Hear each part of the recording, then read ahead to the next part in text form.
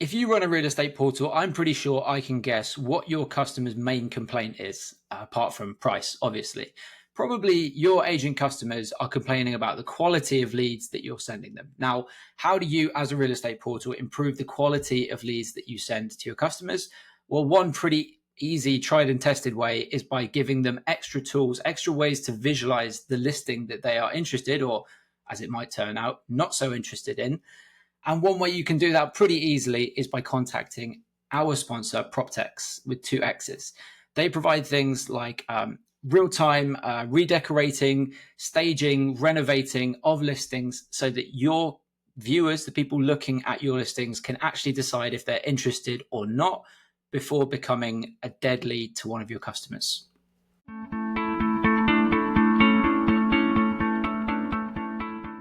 Hello and welcome to the PPW Pod, bringing you news, views and interviews from the world of real estate marketplaces and PropTech.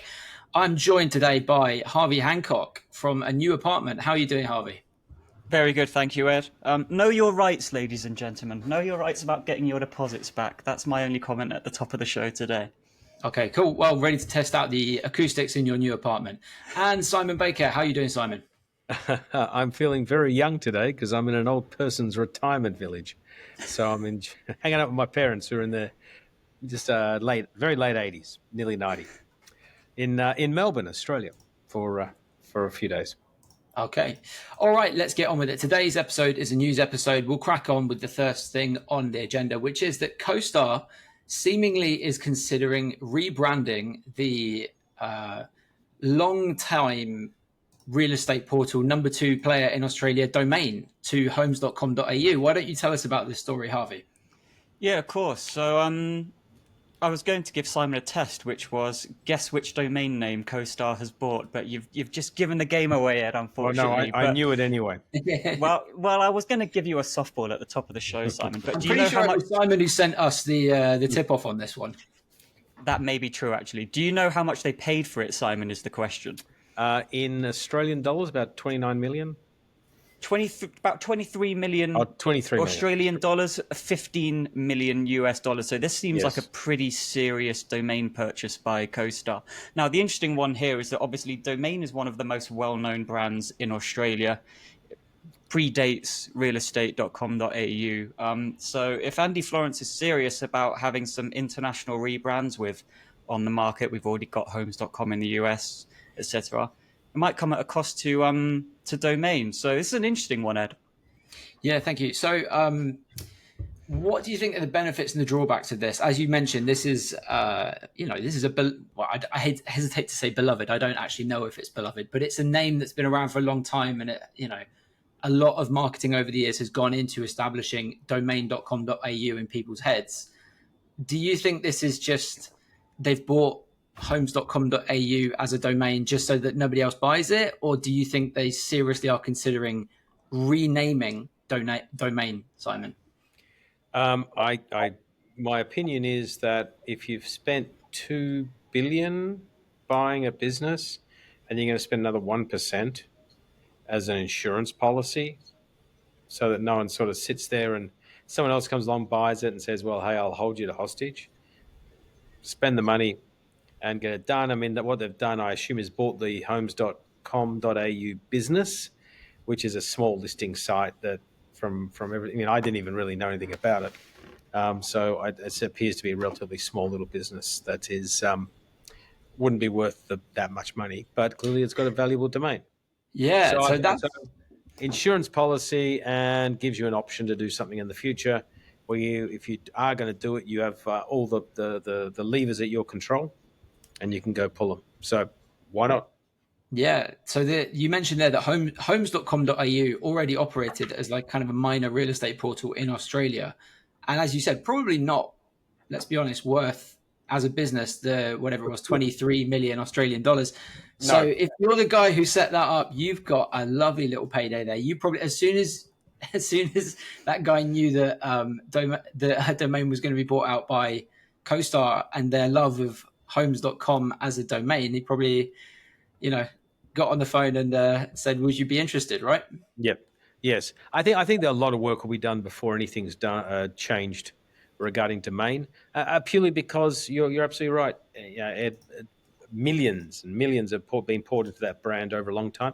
Probably it could be a billion for all I know, because a lot of the newspapers were branded domain as well for a long period of time. So a lot of marketing. So you'd have to think twice, three times before you'd probably change it. But you are going to have now the capacity of homes.com.au point in that direction, and you can even use it as a separate brand like they do, like REA does with property.com.au. Yeah. So. Yeah, absolutely. Okay, we'll move on. Second on the agenda today was quite an interesting story out of Brazil. Harvey, why don't you tell us what has been happening with Quinto Andar?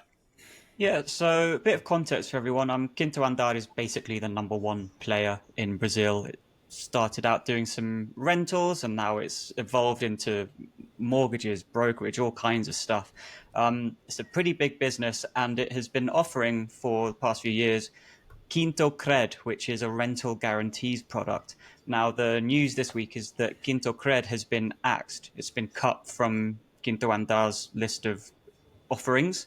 A couple of jobs being lost, but importantly, there's going to be a lot of agents that are relying on Quinto Andar to act as a guarantor for tenants in Brazil to get that monthly rental paid on the dot every month.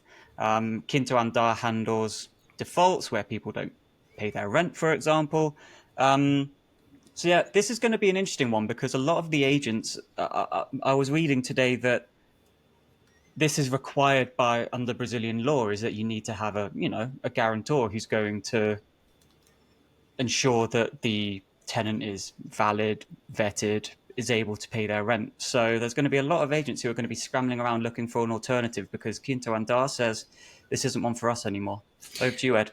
Yeah, thanks. So quickly, a couple of points. Anyone listening from OLX Brazil is probably screaming at their at their screens right now. I don't know if Quinto Andar is the absolute number one real estate portal. No, it's Brazil. Okay, not. apologies, ladies and gentlemen. And Apologies. secondly, Quinto Andar has only axed part of Quinto Cred, as far as we know. They actually haven't responded to my emails, so we are reporting what has been reported, but it does appear to be, it has been verified in several sources now. They've only axed the part of Quinto Cred that went through agents. So what they also have is the Quinto Cred product directly to landlords and renters, which hasn't been axed as far as we know. They've axed the part that goes through agents, which is said to be about 45,000 contracts.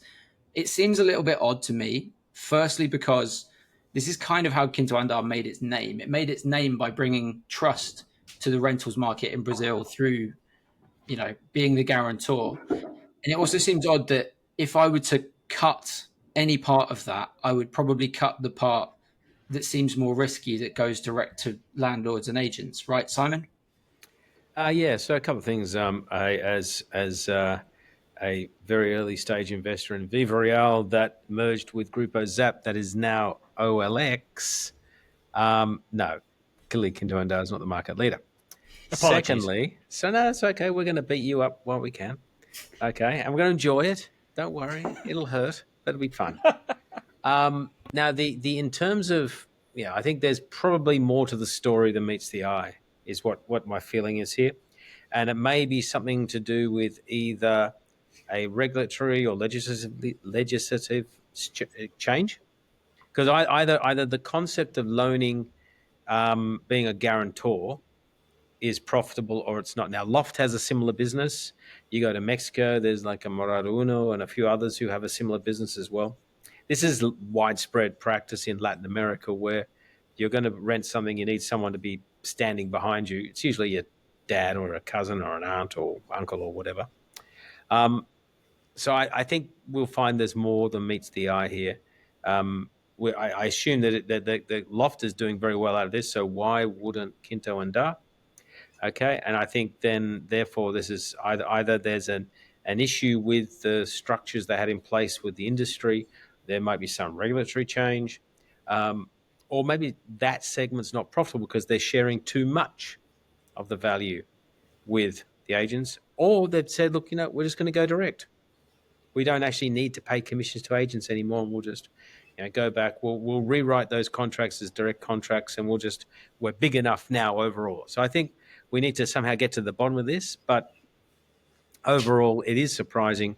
But normally, if it looks like a duck, walks like a duck, it's a duck. And in this case, I think it's a valuable segment. And so there's going to be something else at play. Yeah. Quinto Andar, if you're listening, put us out of our misery. Reply to my email. Tell us what's happening, please. Can I get one more? Can I get one little point in there, Ed? Which go is for that so this is quoting you that Quinto Andar has become the region's largest real estate marketplace operator. Through its acquisition of Navent, which owns and General Atlantic and SoftBank. So I was just quoting you. So just some clarification, some minor clarification. No, I'd stand by that. They own Navent, which owns a whole load of market leaders in South America, but they're probably not the market leader in Brazil. No, they're not. Okay, kids. Domestically not. Kids. Let's move on. Right. Okay. We'll move on. Next is kind of an interesting one from New Zealand, which I want to ask Simon about. TradeMe, which is the kind of horizontal market leader in New Zealand, has made a deal. Harvey, why don't you tell us about what this deal is and who have they bought and why? Yeah, this is an interesting one because, as Ed says, TradeMe is a horizontal, and it's agreed to buy a 50% stake in a media company called Stuff Digital, which publishes the website stuff.co.nz and 3 News. There are a couple of assets besides that aren't involved in the deal, but basically, stuff.co.nz is one of New Zealand's biggest news sites. So, but obviously the interesting thing here, Ed, is that, well, I guess Simon as well, I'd like to get your view on this, is that usually it's the other way around. Usually the media company owns the classified site, not the other way around. So it seems that TradeMe has sort of made the first move in this deal. What do you think? I think, well, first of all, TradeMe has always been known as more people visit TradeMe than there are New Zealanders. Okay, it's just big, it's dominant. Everyone goes there, from everything from buying, I don't know, the kettle right through to selling your home, and it's that real center place. So clearly, when you're in that position and you're in such a market dominant position, and we're going to talk about this in another article, another story coming up soon. You got to look for ways to expand, and my guess is that for some reason they've identified stuff.co.nz as a good expansion opportunity. Media businesses are pretty hard, so I doubt they've disclosed what they've paid for it in this whole process. It might be a bit of a fire sale. I don't know in this, so I think understanding that would be pretty important. And they're probably working on some sort of belief that I've got to get to more eyeballs. I mean, if every New Zealander is already looking at TradeMe for the classified type products, I've got to go. I can't get more people to look at me because I just physically know more people.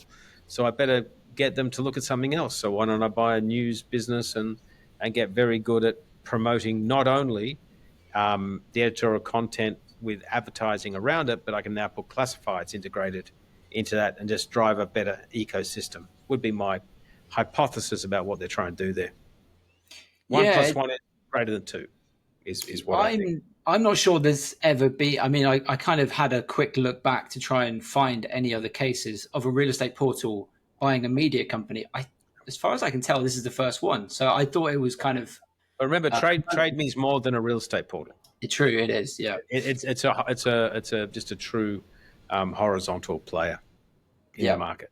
So, but I think this is going to be in the category of relatively unique expansion opportunity. But I think is probably driven by the relatively small size of the New Zealand market, which is the same size as Victoria, where I'm sitting at the moment. Okay, we'll move on. We have some news about competition authorities in 2 markets over the last kind of 10 days or so. Why don't you tell us about both of these stories, please, Harvey? Yeah, sure. So let's start in the US because that's where the most fun is. So, we've had senior senators, including everyone's favorite internet meme, Bernie Sanders, penning a letter to the competition. What was it? The Federal Department of something or other. I can't remember off the top of my head. But basically, they're saying, you guys need to scrutinize this Rocket and Redfin deal a lot harder than you have, because this has the potential to disrupt the real estate home buying experience in the US beyond our wildest imaginations. Basically, there are all kinds of quotes in this letter. It's a fairly strongly worded tome. It's quite a lengthy thing. I suggest everyone read the story on online marketplaces. But basically, we have a bunch of senior Democrats saying that the combined mergers of Rocket and Redfin and Mr. Cooper are going to create essentially a monopolistic entity inside the US, with the potential to price gouge consumers and ultimately dictate mortgage rates and all kinds of stuff for the average consumer. So that's well worth reading online marketplaces. That one, the story was published last week. When we go to Portugal and Spain, we have something similar on a slightly smaller scale, whereby we have competition authorities suggesting that Idealista's proposed takeover of Quero is also going to create something akin to a monopolistic entity, whereby advertisers, particularly in coastal regions where there are a lot of holiday homes, holiday rentals being listed on the sites, are going to see their advertising choices diminished, because if Idealista owns Quero, then they get to decide the pricing, etc., etc. Now, Idealista has already said, we want Quero to operate independently of us. There's no worries here. At the same time, obviously, when you have a big company taking over a smaller company and consolidating the market, there's always going to be someone who's going to be upset about consolidation leading to monopolistic intent or potential outcomes. So that's the bones of it. Back over to you, Ed. Well, Yeah, wait, thanks. what about? Well, wait. There's a third one. There's a third one. The ACCC is in Australia is looking at the REA Yeah. group. Oh yeah, Yes, and so we now have, if you basically think around it, on 3 continents, you have the regulatory bodies are looking at what could be fundamentally felt as being anti-competitive behaviour, and I mean, even my 88-year-old mother, 87-year-old mother, I'm sort of giving her one too many years there, came to me yesterday and said, "Oh, you used to be involved in REA, didn't you?" Yes, I did. Right. And she goes, "Here's the front page article of the news site that she was reading on her iPad, which is all about the ACCC and REA and the belief that, and the article, as these things are always constructed, is, war story after war story of, I was compelled to spend $25,000 to market my house. I had no choice, ... And then it breaks it down and talks about where the money's going, and most of it's going to, in this market, on these instances, REA. So I think we're going to find that there's a lot of shaking up of industries by governments getting concerned about the pricing power. And I think overarching all of this, when you look at it, is we know that Idealista cannot be buying any of the assets of the Adevinta in Spain, which are clearly up for sale. Okay, so that is one less buyer. We know in Australia, REA is now under the eye of the watchdog. Now, whether they actually do anything or not is another question out of it, but it's been well noted. Now, that's going to really limit their capacity to keep jacking up the prices. Hasn't hurt their share price, by the way, but it's going to, maybe it's shone a big light on that for people to realize just how much profits being captured. And of course, in the US, where you've got actually 2 sort of anti-competitive things happening. One is this Redfin Rocket integration. You've also got our friends at Zillow basically determining who can advertise on their website or not. And there's a lot of stuff going around the US industry about, how can Zillow determine how I market my property and when I market my property. If you're not on the site, then you're never on the site. And there's been, I've seen a very interesting short video clip, which I have no idea whether it's real or not, but it's sort of a call between a Zillow representative and a real estate agent, basically saying, "Hey, you can't do this.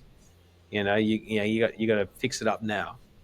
In that process, and I think the challenge is we're now starting to see the industries and consumers push back against what is being these very large, very profitable, and very dominant players that have emerged over the last 20 years. So I think, watch this space for more regulatory involvement. And I doubt the Idealista and Kiro thing will go through. I mean, I think that's going to be dead in the water. I think REA, or who knows what happened there, maybe a slap on the wrist. And in the US, who knows what you're allowed to do in that part of the world nowadays. I mean, Okay, I have some questions about this, Simon. So you will have probably been through something like this at some point in your career, or you will at least know more or less the mechanics of how these investigations work. I'm not saying they're the same in every country, or I imagine it's different for an M&A kind of investigation versus a pricing investigation, for example. However, something strikes me as kind of odd here, or at least very difficult to objectively prove. Let's take the example of Idealista and Quero. So Idealista, market leader in Spain and Portugal, market leader over the whole country, not just the kind of let's say touristy markets where Quero operates. So Quero is a portal which is directed at people seeking a second home, right? Now, there are lots of other portals that operate in the same way that Quero does. So it's not a question of there are no other players that serve this market. If I'm a competition authority, if I'm working for the competition authority, what specific metrics do I look at? Who do I talk to try and actually gauge if there will be sufficient competition? Because it strikes me as, firstly, the metrics are going to be different almost in every town across across, let's say, the Costa del Sol. They're going to be different in every town. And secondly, anyone that I talk to is going to have either an axe to grind or just not be objective in what they're telling me. So how does a competition authority actually gauge whether there would be? Well, we have some insight because we've received some. Had chatted to a few people who have been approached by the Spanish Competition Authority, funnily enough, and they basically send you a questionnaire that you have to answer. Right, you have to go through the process and answer, and it's a very detailed questionnaire. And the feedback I received from talking to someone about it is that they know what they're talking about. They understand the industry. It's not a bean counter sitting in a corner with no concept of what online classifieds looks like. They've got people who understand how the industry works. They understand the lessening of competition, the volume of leads being driven by one source versus other sources, how deeply embedded you are in that process, how important Idealista and Quero combined would be to the marketing on one part of the Spanish coast, for example. I mean, one would argue, where else would you go? And a very simple look, and I did this analysis a little while ago for another reason. And I looked at for the major players in Spain, what percentage of their traffic comes from international buyers versus local buyers. You can use similar web to get a feeling. And you looked at Pisos and Fotocasa and Abitaclier and Idealista and so on. And what was clear is that Idealista sort of is super strong, right, with international people looking in. And then you have a bunch of sites like Think Spain and Quero and Green Acres and a few others, right, that have clearly got strong international audiences looking at them. So if you take what is fundamentally the number one domestic portal with international audience, and it's a long way number one for international audience, and add one of the top two, I think Spain is a bigger Spanish-focused audience than Quero, because Quero serves multiple markets. And you add them together, you really do actually reduce competition to access international buyers.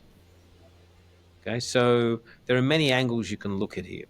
At the end of the day, what they're worried about is if I have less competition, I have the person who has the power then just puts the prices up, and the agents become they have no say in it. Right? They either really their choice is do I live or die as an agency on how much I have to pay, the market leader.